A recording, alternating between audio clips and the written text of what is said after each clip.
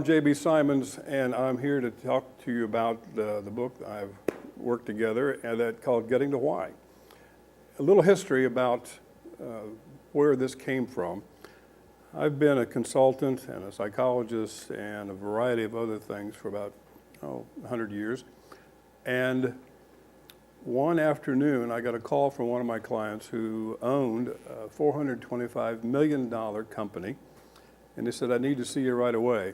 And I had been working with him for about 3 years. And they have 8 divisions. Helped them start one of those divisions. I show up, and Mike says to me why he has called me. I won't tell you what it was, but my response to him was, Michael, why in the world? Why did you do that? And he, walking back and forth, he looked at me and said, I don't know. That's a great question. And I said, Michael, I've asked that question now for 35 years, and it is a great question. I help people get to why. And it suddenly struck me that I had never said that phrase before, and I always carry a notepad and pen with me, and I pulled it out and wrote, Getting to Why. The next, oh, by the way, we handled that situation with Michael. It didn't involve any death or hanging or anything like that. The next week, I was a guest speaker at a networking group and talking about what I do. And I said, instead of just telling you what I do, let me show you what I do. And I did a little exercise called Getting to Why that I'd put together since I came up with that phrase.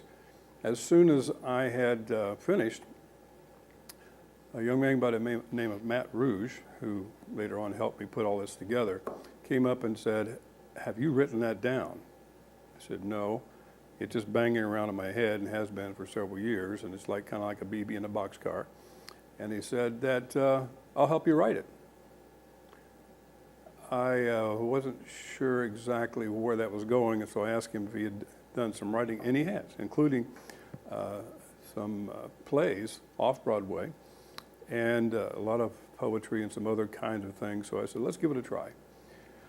So over the next 6 or 7 months, we would cover a particular topic, and he would ask me, can you give me a story of your experience that covers that particular issue? And I did, I could. All of the stories in the book, Getting to Why, are things that I have experienced for the last 30 plus years. They're personal as well as professional. And one of the key elements of this book, of my life, is that if you don't implement what it is you're working on, if you just are a talking head, shoulda, woulda, coulda, woulda, oughta, and you don't have a way in which to implement, take action, take the first step on what it is you want to do, then it's a waste of your time, my time, your money. So at the end of each chapter, there are 22 chapters, and we're going to do videos on all 22, as a matter of fact, so that you can understand where this came from, what the philosophy was behind it, maybe some theology behind it as well, and obviously some psychology. But at the end of the book, there's 35 pages of the workbook. Now, another nice thing is that we've set this up so that you can go on gettingthewhy.com and you can download the entire workbook, so you don't have to write in the book if you don't want to, and you can write, and as you go through it, maybe the next year, you can go back and see what you've written. But this is the implementation component. So you read a chapter, you then go to the worksheets, and I'll just tell you what's going to happen in the first chapter here, and it is the why. And I'll give you a little bit of a heads up that why is the very first question that somewhere between age 1 and 2 that a child will ask. And the first couple of times they ask why is why. And then after that, it's a game. Why? And if you're a really amazing parent, you will have an actual answer for each of those whys. If you're not necessarily an incredible parent, you will drop into something that my father would say, just go ahead and do it. I'm going to tear your arms off and beat you over the head with them. That usually motivated me to kind of move in that direction without knowing why. So one of the things I've tried to encourage people to understand, getting to why includes getting to why. So the intro is talking about the very beginning of your life and the life of people around you, because we've all asked that question. We see it every single day. So one of the first questions in the implementation component is, in what I am doing now, what is giving me the greatest sense of accomplishment? What is that? And I want to encourage you that this could be personal or professional or both, whatever you feel comfortable with. What's the least sense of accomplishment, personally or professionally?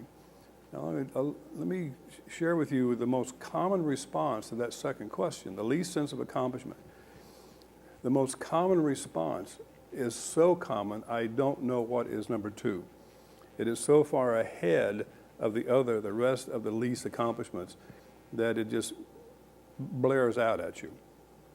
The answer is education. I wish I had spent more time in school. I wish I had more certifications. I wish I read more books. But learning and education is the number one response in the question, what is your least sense of accomplishment? So let me give you a heads up right now. Unless you want to answer that question the same way, start learning and start growing. My favorite question in the first chapter is really question number 4.